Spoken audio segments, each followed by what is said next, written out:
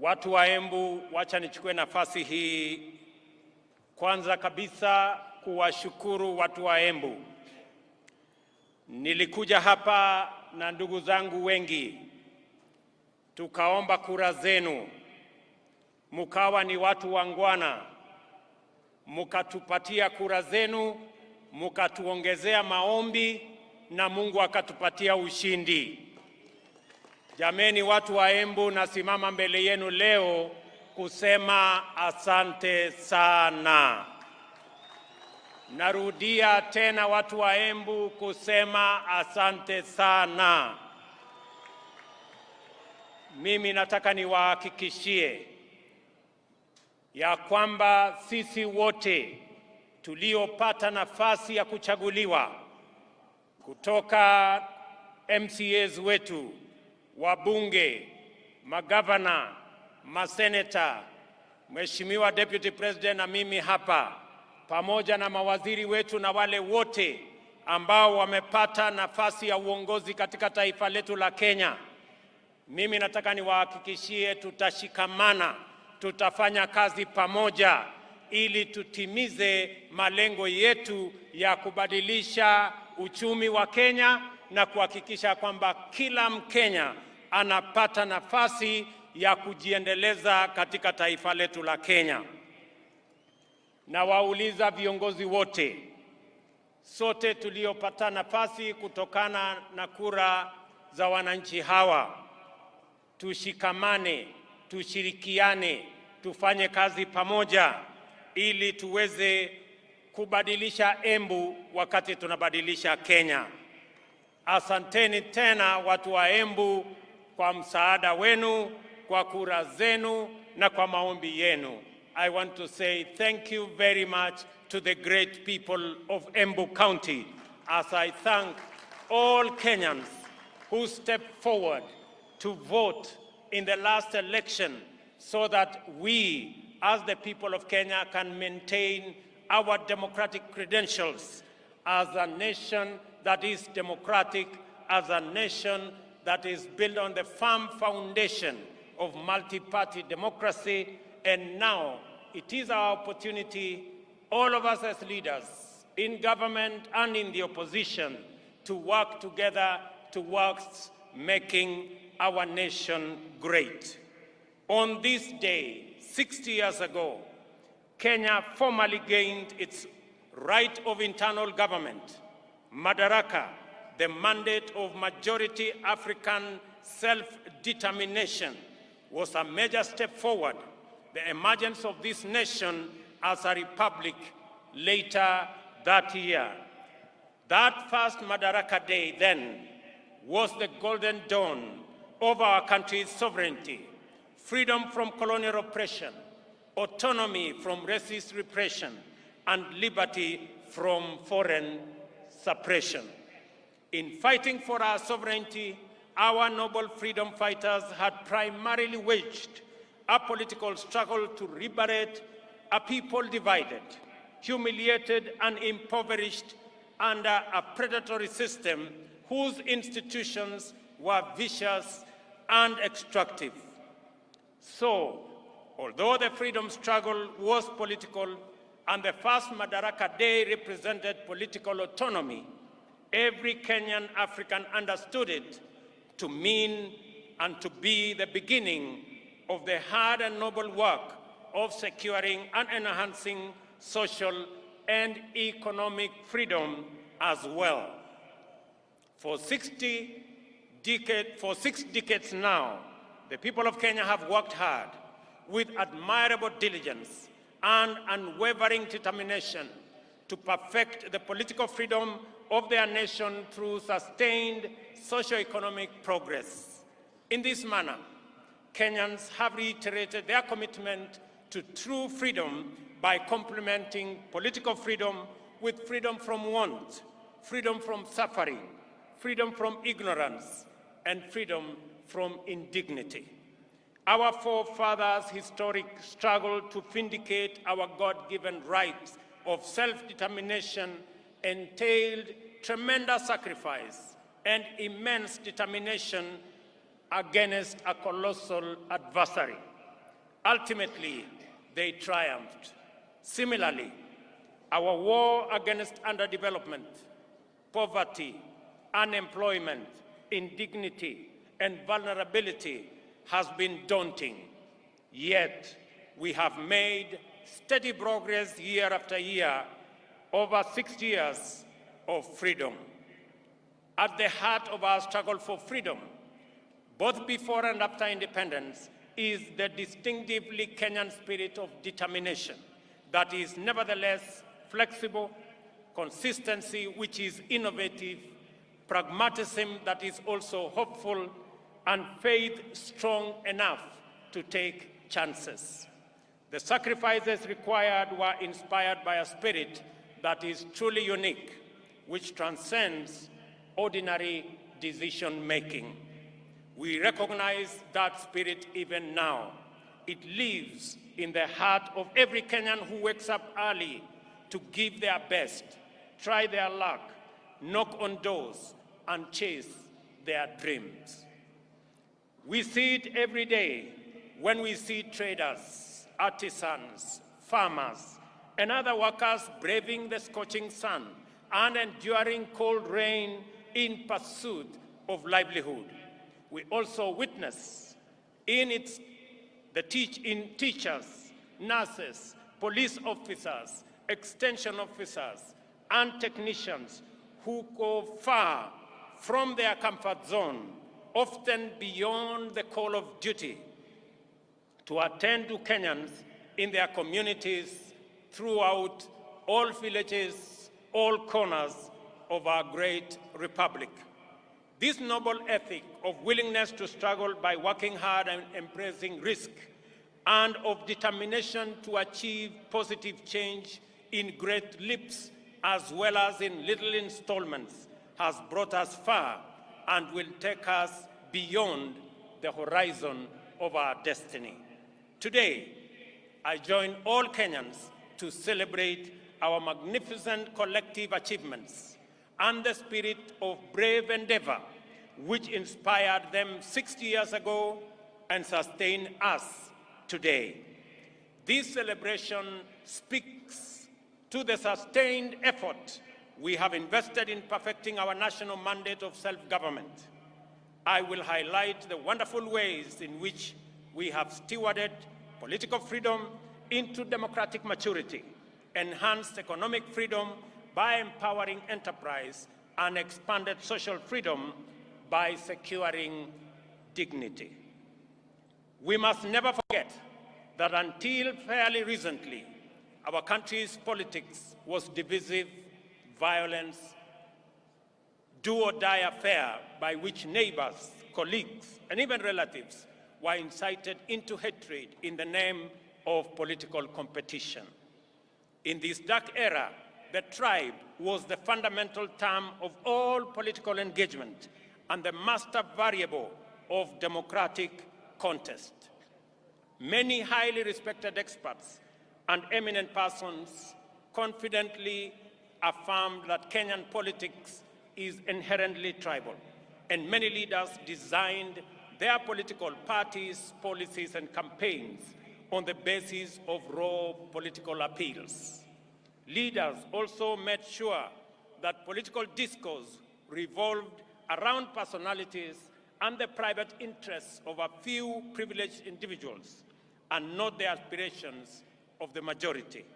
Some used political parties as political vehicles to access the high table where important decisions were made and exploited their ethnic constituencies to negotiate a bigger share of public resources as well as positions of power and privilege in the service of private ends.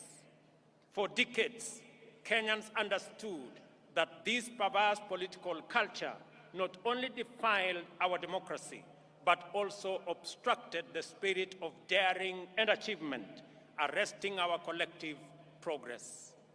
The people of Kenya, therefore, yearned for freedom from the tyranny of political personality cults, toxic tribal discourse, and the violence they engendered.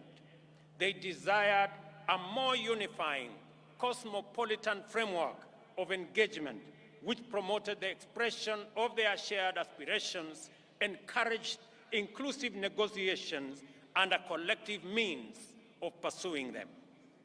In the last general election, the people of Kenya finally broke free. The campaign was conducted purely on the basis of important national issues, foremost of which were economic issues. Not only did Kenyans reject the old divisive politics of tribe and tribal chiefs, but they also demanded and interrogated well-considered party manifestos with detailed plans for economic transformation. As a result, although the election was closely contested, it was the most peaceful in the multi-party era in Kenya. And I want to congratulate all Kenyans for being participants in this great feat. Our public discourse and political discussion and the agenda of social debate has changed for good. Substantive policy issues continue to define the national conversation well beyond the election. At the moment, there is a robust debate on the finance bill taking place everywhere in this country, in churches, social places, formal and informal workplaces, all media platforms, and busy markets, as well as in urban and rural gatherings. We are truly a trailblazing nation. Many countries struggle in vain to generate a national debate on public financing, taxation, or other policy issues. In Kenya, we have easily sustained intense discourse on the finance bill and the affordable housing policy for weeks now. The debate has remained issue-oriented, and there is no hint of divisive ethnic rhetoric at all. The cost of living is keeping all leaders, including myself, awake, and this is precisely as it should be. Superficially, the intense national debate on housing is not about whether it is a tax or a contribution. The attention sharply focused on the housing contributions is an implicit expression of ownership. People desire better information and stronger assurance regarding the custody, security, investment, and return on their money. That is phenomenal. People are interested. How will their money be? Will it be safe? Will it be stolen? How is it going to benefit them? And how are they going to get a fair return for their contribution? I want to assure the people of Kenya that those questions will be answered. More encouragingly, the discourse on public finances and housing fund has opened our eyes to our emergence as a stakeholder republic. Kenyans today, more than ever, are fully involved citizens in shaping public policies and making institutions accountable in the manner in which they run national affairs. This is the vision of Madaraka expressed in the first article of our Constitution. All sovereign power belongs to the people of Kenya. We have crossed a fundamental decisive threshold in the history of our political freedom and democratic maturity. Today, Kenyans of this generation honor patriots who went before us in this celebration of a noble and historic achievement. Kenya also set a new high in election management by deploying a secure, freely accessible public portal which accurately and faithfully relayed vote tallies in the last election, enabling Kenyans, and indeed anyone else, to compare and verify tallies and ascertain results.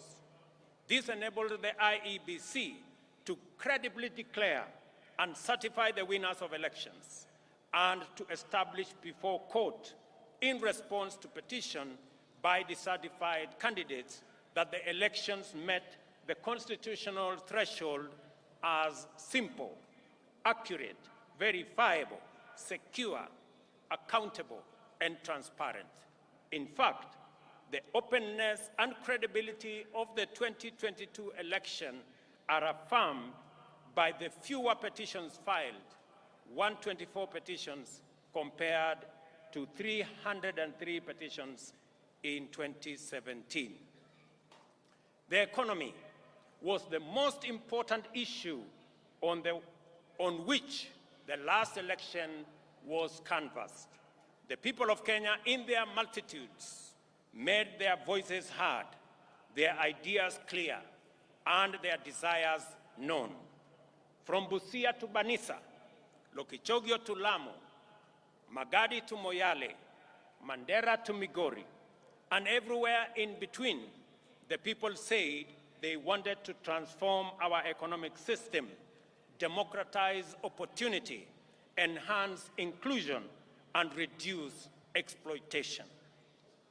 Instead of the traditional campaigning of confrontation, incitement, and division, the last campaign became a sustained national debate on the most pertinent economic issues: the millions of our unemployed youth, access to affordable credit, inclusive financing, promoting the robust expression of the legendary Kenyan hustling spirit through MSMEs, and the facilitation of individual enterprise by enhancing market power through collective interventions like the Chama and SACCO. This is how Kenyan entrepreneurs desired to secure access to credit, do savings, access the market, social security, and health insurance.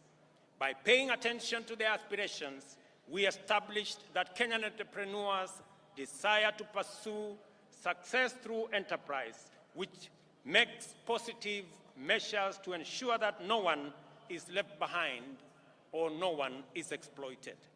It is an enterprise culture which encourages the pursuit of individual aspirations through collective systems, which empower every person to succeed within the context of a thriving community.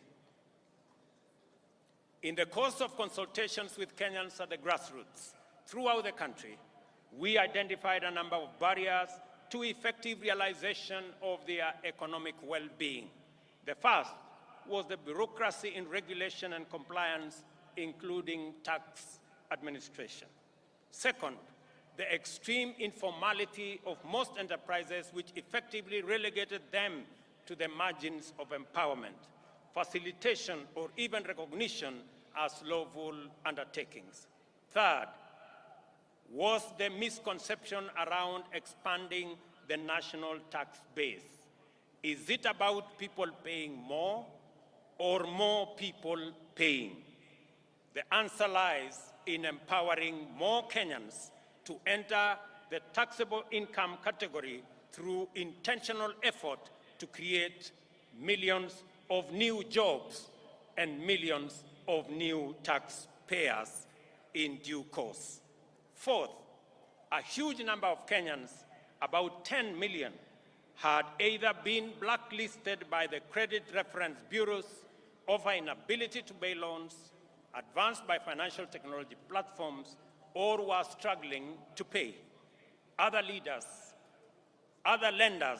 required hefty securities and valuable assets as collateral, yet these struggling entrepreneurs required financing to acquire such assets. It was clear, therefore, that the prevailing financing and credit facilities were not supportive to the profitable existence of micro, small, and medium enterprises. Self-employment accounts for 51% of all jobs in our economy. 83% or 15.3 million jobs are in the informal sector, and only 3.6 million jobs are in the formal sector, representing a paltry 17%. Considering this employment landscape, it was imperative that we attend to the interests of these undeserved and underserved majority of workers urgently, resolutely, and effectively. This engagement with business community inspired the creation of the Financial Inclusion Fund, or the Hustler Fund, to eliminate the financial cost, delay, and bureaucracy entailed in complying. The facility employs the latest fintech powered by Kenyan telecommunications corporations. The Hustler Fund also re-engineered the idea of collateral by deploying the borrower's credit score as effective security. Without a doubt, the Hustler Fund has been more than transformational. In fact, it is revolutionary. On its way to becoming effectively the biggest financial institution by the number of borrowers and active loans, the Hustler Fund also turned around the country's fintech, transforming it from a predatory ecosystem to a more responsive one. As a result, Kenya's digital economy has received a tremendous shot in arm, as demonstrated by reports that Safaricom alone has enrolled at least 2 million new subscribers into their financial ecosystem, courtesy of the Hustler Fund. Today, as we celebrate progress in achieving economic freedom, we also celebrate our digital economy. Powered by our famous fintech community, Kenya's legendary spirit of enterprise has entered the digital space. Kenyans responded to this promise of economic freedom in unequivocal terms. The total number of digital transactions now at the Hustler Fund stands at 42.5 million, through which 20.2 million Kenyans have accessed nearly Kenya shillings 30 billion and repaid close to 20 billion, with 7 million Kenyans being constant and repeat customers. Not a single shilling has been stolen through corruption, and borrowers do not need to know anyone, bribe any official, or go through any complex bureaucratic procedures to access the Hustler Fund. They only need a device, a little airtime, and a few minutes, and they are all able to get money wherever they are. The second product of the Hustler Fund will usher our unique collective-driven competitive market enterprise to the online domain. To promote inclusion, the Hustler Fund is going to deploy groups such as chamas and SACCOs, overcome exclusion and barriers to participate in credit savings, social security, health insurance, and other socioeconomic amenities. This is how we will use policy and technology innovation to mainstream our way of life. We are committed to leveraging fintech in ensuring that no one is left behind in the financial and entrepreneurial inclusivity revolution. I am delighted to announce that today, during this celebration, I shall be launching the second product of the Hustler Fund, which is aimed at facilitating people access funding through groups. I am sure that this will be very good news to my good friend Shiko in Ruaraka Market, who, like many informal business entrepreneurs, were ready for this innovation even before we launched the first Hustler Fund product. I am glad that this launch of the group loan product is taking place against the backdrop of the phenomenal success of the Hustler Fund personal loan product. I expect that this product will encounter even greater appetite from the market.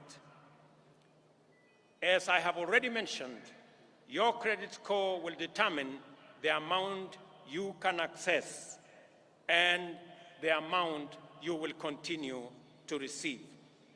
Thus, we have equalized the formal and informal systems, enabling both to enhance their complementary contribution to jobs and wealth creation from an equal footing. As we celebrate this increase in our economic freedom, today we also celebrate the democratization of the Kenyan economy. This is why more Kenyans are taking part in the robust conversation about our economy. The conversation is inclusive, focusing on the proposals to raise revenues, to discourage imported goods that can be manufactured locally so as to grow local manufacturing and enhance export competitiveness. In this debate, Kenyans are interested in how government will create the 1 million jobs it has committed to provide through the affordable housing program. I know many people have questions about how and why are we having a conversation about housing in the Republic of Kenya. And progressively we are answering the how, we are answering the why, and we will answer every other question, because right here in Embu, and as we do in every part of Kenya, we have our own citizens, millions of young people who do not have a job.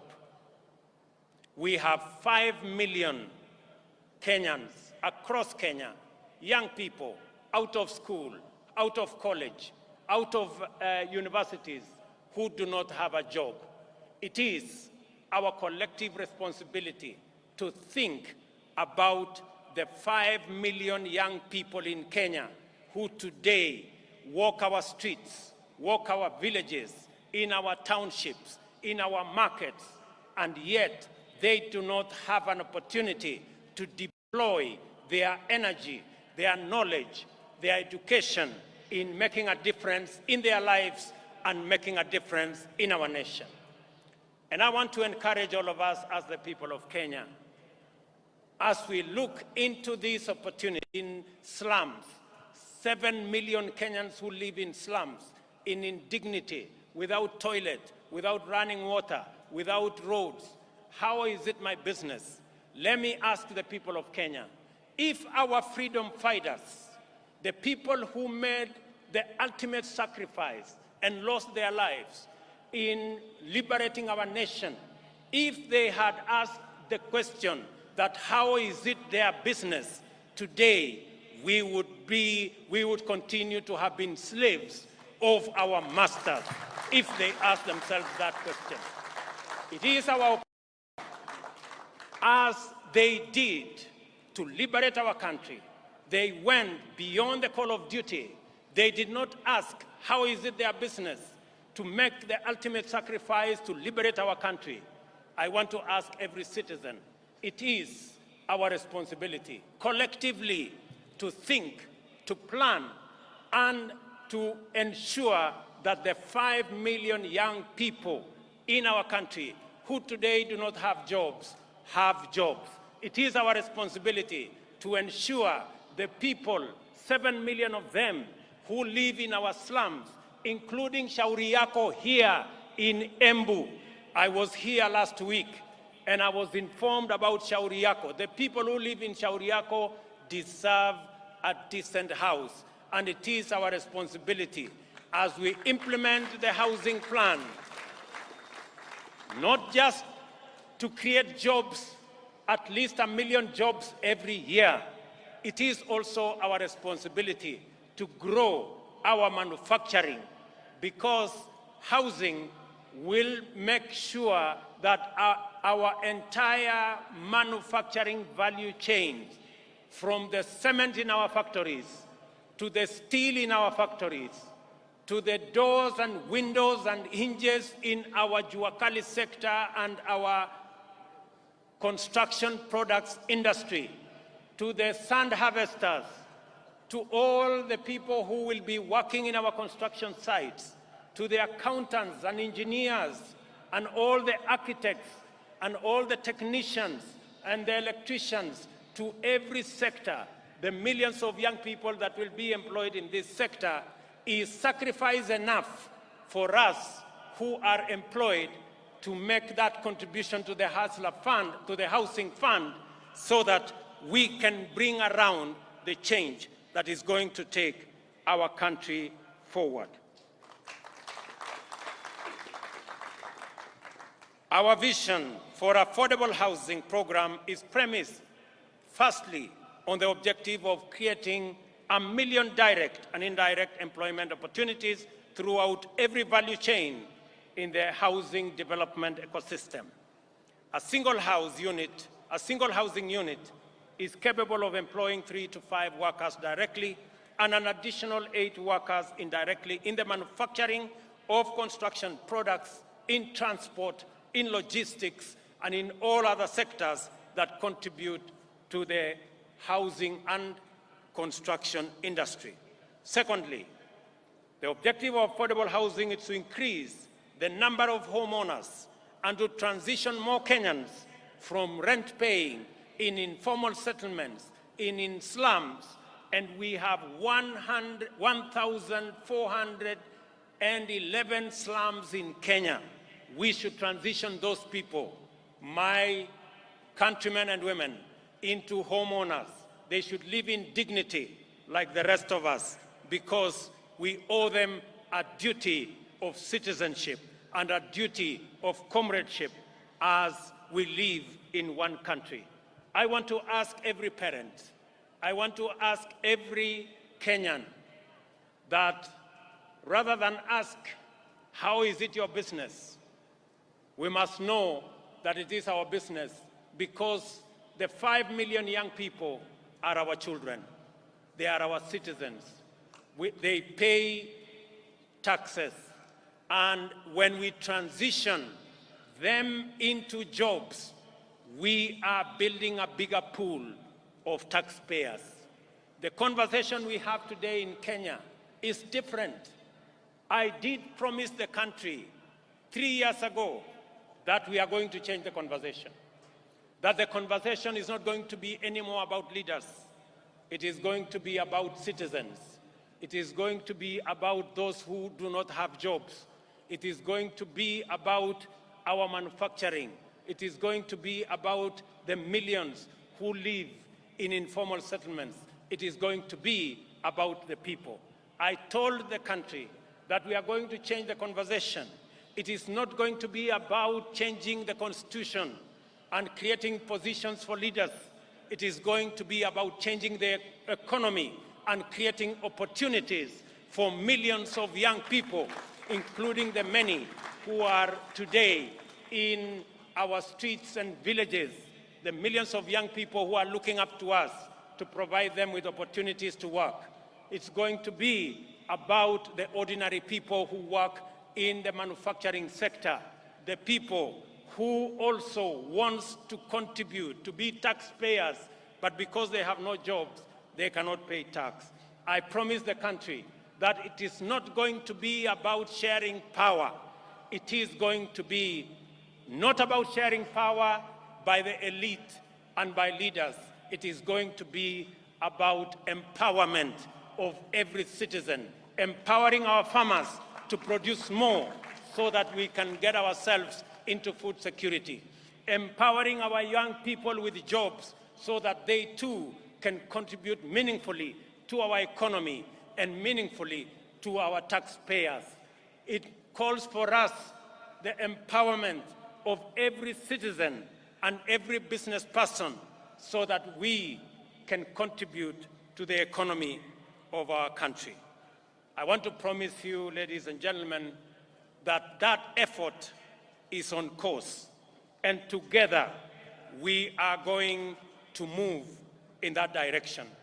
To enhance our national productivity, we are prioritizing the consolidation, processing, and value addition of our agricultural products. You just heard my dear sister, Governor of Embu, say, right here in Mashanga, we are going to build an aggregation and industrial park so that the people of Embu, and as we do it in Embu, we are doing it in every county in the Republic of Kenya. Last week, we advertised the first 14 agricultural aggregation and industrial park that will be built in every county so that we can consolidate our agricultural produce. We can provide for value addition. We can provide for agro-processing. We can enhance our manufacturing, create jobs, create value, and enhance the earnings of every farmer as we get rid of brokers, as we get rid of cartels, and ensure that we protect the hard-earned and the sweat of farmers in the Republic of Kenya.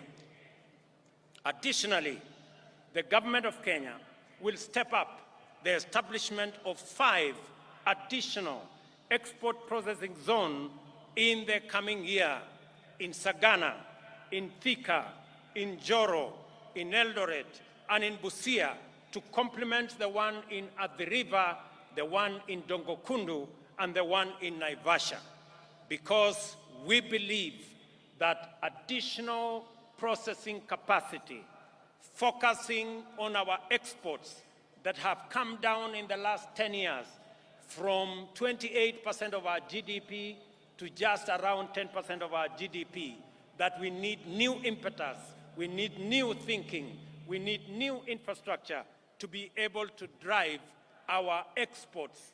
And that is why we are expanding our processing capacity in our export processing zones, in our special economic zones, and at the same time, we remain firmly committed to the Continental Free Trade Area and the effective implementation of the Africa Continental Free Trade Area. Just this week, we concluded a working retreat for trade ministers of the Continental Free Trade Area with the private sector. I am glad to welcome to this gathering the delegation that has been holding Africa private sector discussions in Nairobi, led by my brother, the President of Comoros, His Excellency Azali Assoumani, and one of the most foremost champions of the Africa Continental Free Trade Area. It is also gratifying to note that the champion, the former president of Niger, is right in our midst. It's also gratifying to note that 11 trade ministers are here today from different countries in our continent. I wish to recognize the following delegations led by the ACFTA Secretariat.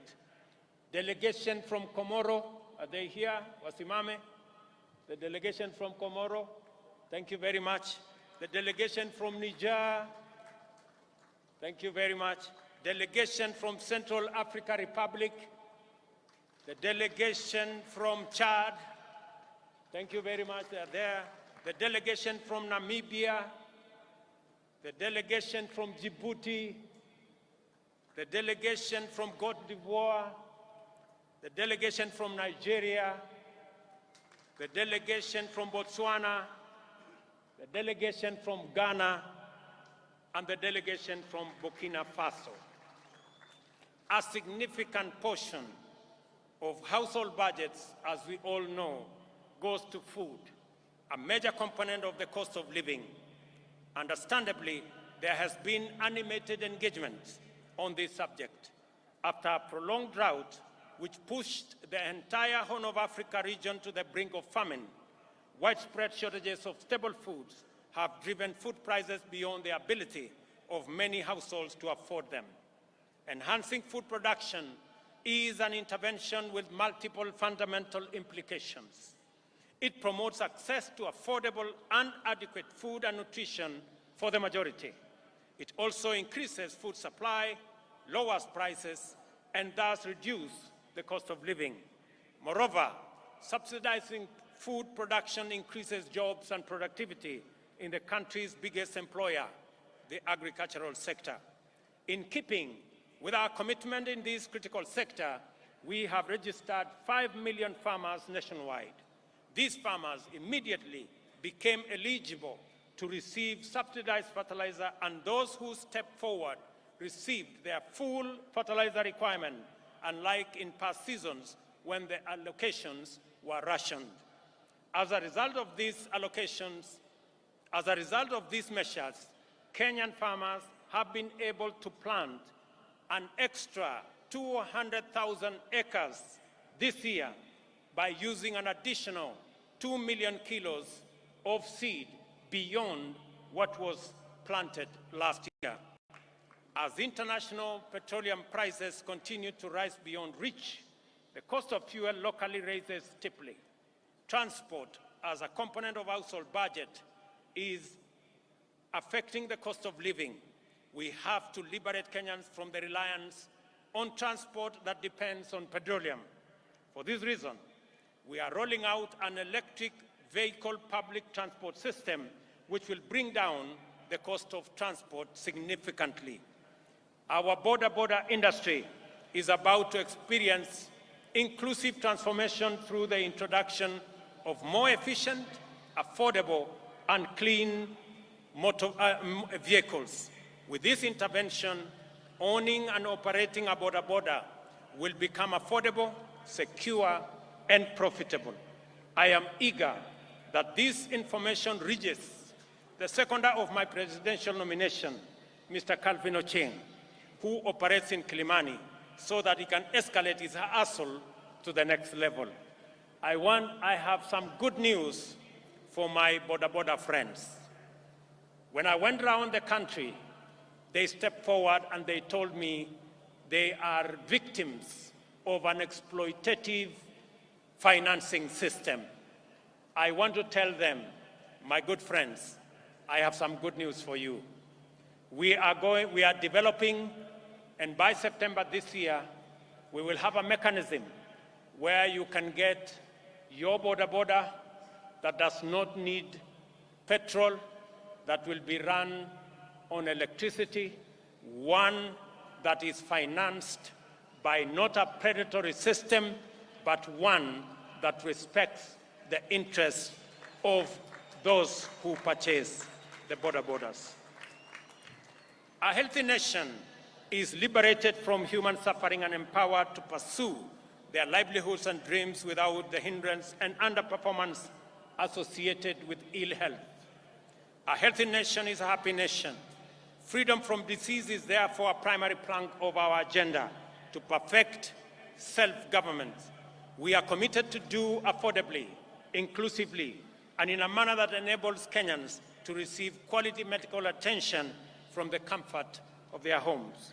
Towards this end, we are reforming the National Health Insurance Fund to meet the urgent needs of Kenyans at the bottom of the socio-economic structure by actualizing its purpose as a social medical insurance facility. Secondly, we have committed to deliver universal health coverage that enables every Kenyan attain dignified health care at the minimum cost of subscription fee. Thirdly, we have collaborated with county governments, whom we support wholeheartedly, and I want to commend all county governments for the exemplary work they are doing around health as a devolved function. We have collaborating with the county governments to recruit community health workers, promoters throughout the country. 100,000 of them will be recruited under this program, and this number will make every one promoter available for 100 households. This means that each promoter will be tasked with visiting Kenyans at their homes to determine whether any condition need to be managed through healthier lifestyle or basic medical attention. They will also be tasked with enabling patients with chronic conditions manage their medication, diet, and general well-being in a manner that makes hospitalization sometimes unnecessary. Finally, the promoters will facilitate early detection of conditions for referral to comprehensive attention in the spirit of effective healthcare management. Ladies and gentlemen, the imperative of Madaraka mandates us to build a strong, democratic, prosperous nation through the successful pursuit of high productivity and competitiveness. Industrialization and technology innovation is one such movement. All these things require people who are all empowered with knowledge, skills, and understanding, not only to effectively participate as informed citizens over democracy, but also to pursue meaningful livelihoods and perform their share of economic production, and even go further and imagine, create, and build the Kenya of our future. Education, therefore, matters for our freedom and self-reliance, and is the enabler and optimizer of every other undertaking. We have taken all possible measures and pursued every available option to actualize our vision to make education at all levels accessible, affordable, and inclusive, and removed social and economic barriers to the attainment of the highest education by all Kenyans. Beyond subsidizing primary and secondary education in all our public primary and day secondary schools, we have reimagined higher education financing to deliver equity and broader access to all Kenyans, with special attention to enabling the most vulnerable learners to realize their right to education. We have also employed 35,000 teachers in a historic and unprecedented drive to improve the national teacher-pupil ratio and enhance performance. Additionally, we are redesigning the competence-based education curriculum to make it responsive to our education needs at the point of our social, cultural, and economic development. Finally, the National Open University will obtain its charter in the course of this month, and as we speak, courses are being uploaded for commissioning, and later this year, Kenyans will have the opportunity to go to university from the comfort of their homes online.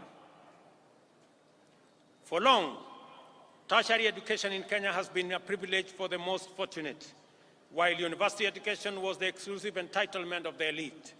Not anymore. A month ago, I unveiled a new funding model for higher education that will make the universities and technical training fully inclusive, financially robust, and capable of competing with their peers globally, while contributing to our national socio-economic transformation through innovation, research, and development. The model is aimed at financially supporting increasing numbers of students enrolling in these institutions and ensuring that those from households at the bottom of the socio-economic structure enjoy equal education opportunities.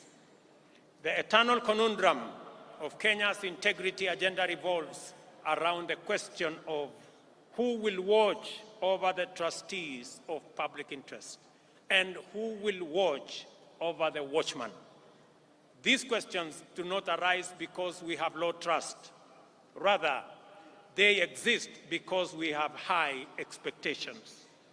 Given that these expectations are legitimate, in a technologically driven new millennium, we are increasingly resorting to technology as the answer to our transactional efficiency challenges.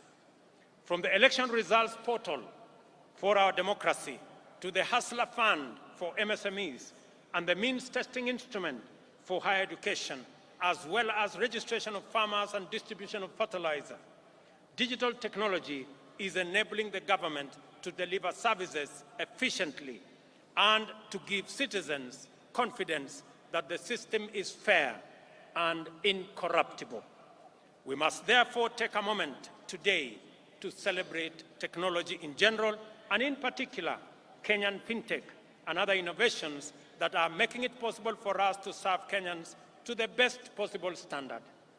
I remind all Kenyans who work in technology and everyone who uses technology that our forefathers fought with basic technology against a technologically superior superpower and won our freedom. We have a duty to deploy the best innovations and technologies to make Kenya efficient, competitive, and prosperous.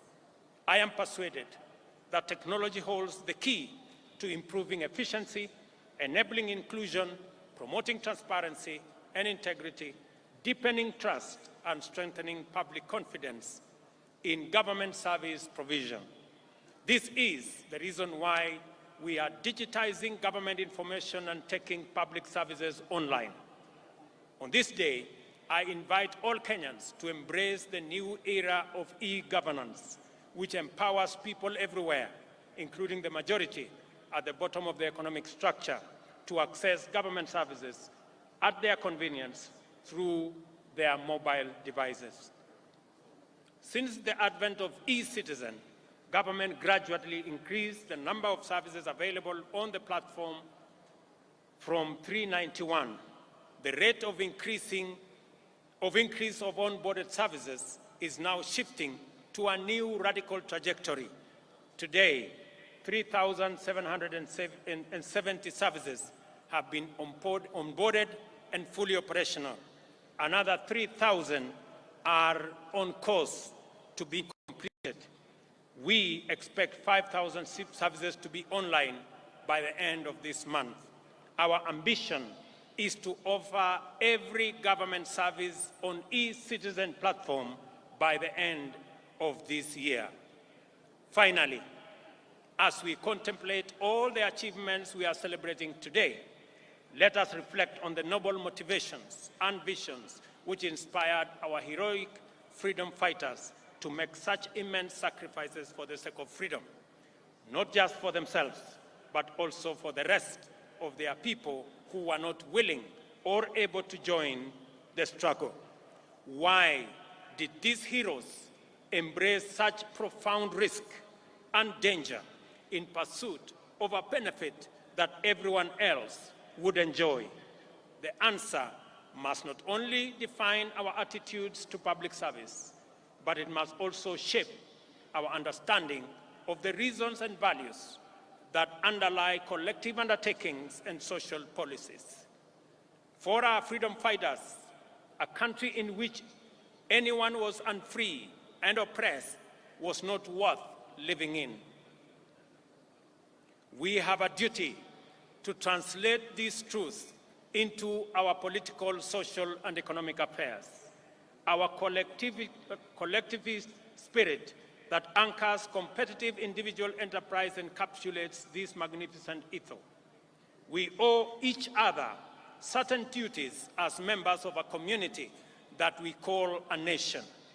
Whenever we can do anything to make another person's life better, at no or little cost to ourselves, we have a solemn obligation to proceed and do it. There is a fundamental level at which we are morally obligated to think about our duties to the unemployed youth, vulnerable communities struggling in slums, and other people at risk of exclusion. Their struggle for dignity as human beings appeals to our duty of moral consideration. Their complicated pursuit of livelihood can potentially complicate our stable prospects. No human is an island. In community lies power, and to unlock that power, we must attend to our values and perform our obligations. That is why freedom fighters consider the inherent morality of their cause to be sufficient reward.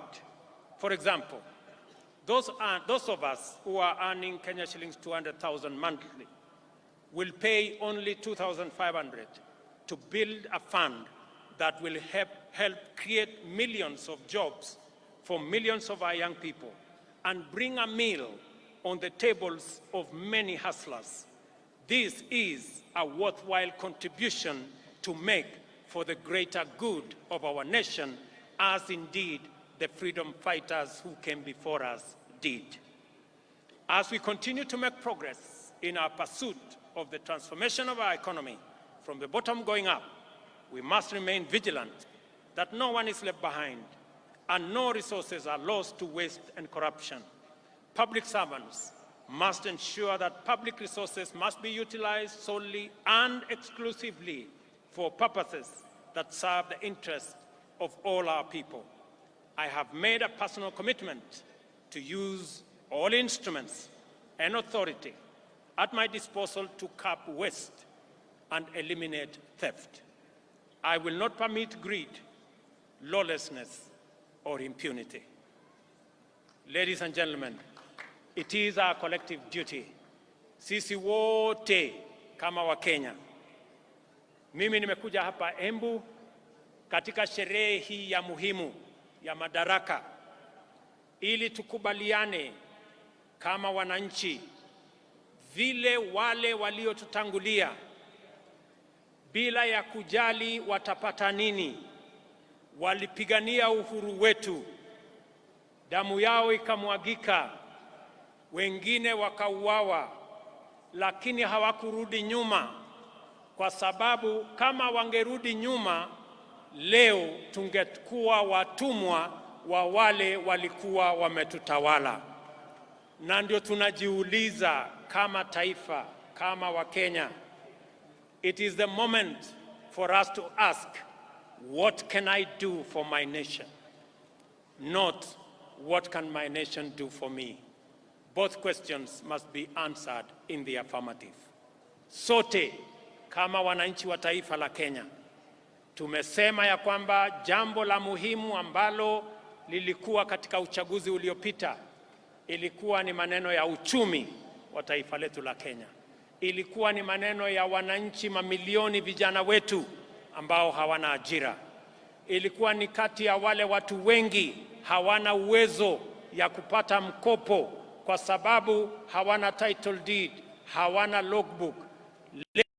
Ni jukumu letu kuhakikisha hata na wao wako na uwezo, wako na njia ya kupata mkopo wajiendeleze maisha yao. Leo katika Embu hapa, wale walio katika vyama, wale walio katika sako, leo tunaanzisha Hustler Fund Stage 2 ambayo itatoa pesa kati ya shilingi 20,000 na shilingi 1,000,000 kwa vikundi ambazo zitajisajili ili tuweze kufikisha mambo ya kupata mkopo kwa wananchi wengi. Vile vile katika mpango wetu wa ujenzi wa manyumba, nilikuwa hapa Embu wiki iliyopita, tumeanzisha ujenzi awamu ya kwanza 100 kati 400 ambazo ni awamu ya kwanza. Nimesema nitarudi hapa Embu kama vile nitaenda sehemu zote za taifa letu la Kenya ili tuweze kujenga nyumba 200,000 kila mwaka katika taifa letu la Kenya. Hizo nyumba 200,000 zitatupatia ajira ya vijana 1,000,000, zitatuwezesha kampuni zetu za simiti, kampuni zetu za chuma, wale wanaotengeneza viti, wale wanaotengeneza milango, wale wanaotengeneza madirisha, wale mafundi, technicians, masons, carpenters, electricians, engineers, architects, quantity surveyors, wale wanaofanya kazi katika transport sector, madereva wetu, makanga wetu, wote watajumuika na tutakuwa na nafasi ya kupanga na kutengeneza ajira katika taifa letu la Kenya. Tuwaondoe vijana wetu ambao wako mitaani, wako masokoni, wako katika vijiji, wamemaliza shule, wamekamilisha college, wamemaliza university, lakini hawana ajira. Ni jukumu letu kama taifa kupanga ili vijana 500,000 wasiokuwa na ajira katika taifa letu la Kenya, na wanaongezeka 800,000 kila mwaka, tuwapangie ajira, wajisimamie na watusaidie kuendesha taifa letu, na pia wao wachangie katika kulipa ushuru, tuweze kujiondoa kama taifa kwa madeni na tujisimamie kama taifa letu la Kenya. Na wauliza Wakenya wote, jameni, bila ya kuulizwa maswali ya kwamba mbona ni jukumu langu vipi, tujue ya kwamba wale watoto ambao wanahangaika madukani, barabarani, vijijini, hawa vijana ni watoto wetu. Hawa vijana na Wakenya wenzetu. Tujiulize vile vile, wale Wakenya wanaishi katika vitongoji duni, zaidi ya Wakenya milioni 7. Jameni, tuwaokoe pia, hata na wao wanafaa kuwa na makao ya kutosha, makao ambayo inawapatia heshima, na ni jukumu letu sisi zote kama taifa moja, taifa la Kenya. Mimi nawashukuru sana. Mimi nimefurahi kwamba leo katika Kenya mjadala sio ya kabila hii na kabila ile. Mjadala ni moja, ni vipi tutahakikisha ya kwamba watoto wetu wanapata ajira. Mjadala ni vipi kampuni zetu za manufacturing zitaendelea mbele. Ni vipi tutakuwa na mpango wa kila Mkenya kupata mkopo. Ni vipi tutasaidia wakulima wetu watuzalishie chakula, tuondoe aibu ya njaa. That is the conversation of our lifetime, and that is a positive conversation in the Republic of Kenya. Mimi nawashukuru sana kwa kutukaribisha hapa Embu. Nimefurahi sana watu wa Embu. Nimesikia yale kiongozi wenu, wabunge wenu wameniambia kuhusu barabara zenu. Barabara ya kutoka kule Mashanga mpaka PI nimesikia. Barabara ya Kiritiri, Kanywambora nimesikia. Barabara ya hapa chini Ena mpaka Kavue nimesikia. Na haya mambo yote tutajipanga, na sote tukiwa na mpango huu, tukipanga vizuri vile tutakuwa na pesa ya ushuru ya kupeleka taifa letu la Kenya mbele, tutajiondoa kwa madeni na tutakamilisha miradi yetu yote. Nimewasikiza vile vile kuhusu mambo yenu ya maji. Najua na mnaelewa ya kwamba tuko na mpango ya mambo ya maji. Hapa Embu tuko na dam ambayo tutajenga pale Kamumu. Tuko na dam ya Dhambana, tuko na dam ya Dhoshi, na tuko na dam zingine ndogo ndogo ambazo tutakubaliana na viongozi wenu, wabunge wenu pamoja na county government yenu. Iko katika mipango yetu. Haya mipango yote ni kwa manufaa yenu, na ni jukumu letu sote tuungane kama watu wa Embu, kama watu wa Kenya, ndio tuweze kutekeleza haya mambo mazuri yote ambayo yatatupeleka mbele kama taifa letu la Kenya. Najua vile vile mjumbe wa kutoka kule mbele aliniambia kuhusu barabara ya Kikunyari, Karii, Ishara. Pia hiyo barabara tutaishughulikia, na zile zingine zote ambazo hazijatajwa hapa. Mimi nataka niwaambie ya kwamba tuko pamoja, tutashirikiana pamoja. Watu wa Embu tumekubaliana? Embu tumekubaliana? Mimi nataka nisikie sauti yenu. Tumekubaliana watu wa Embu?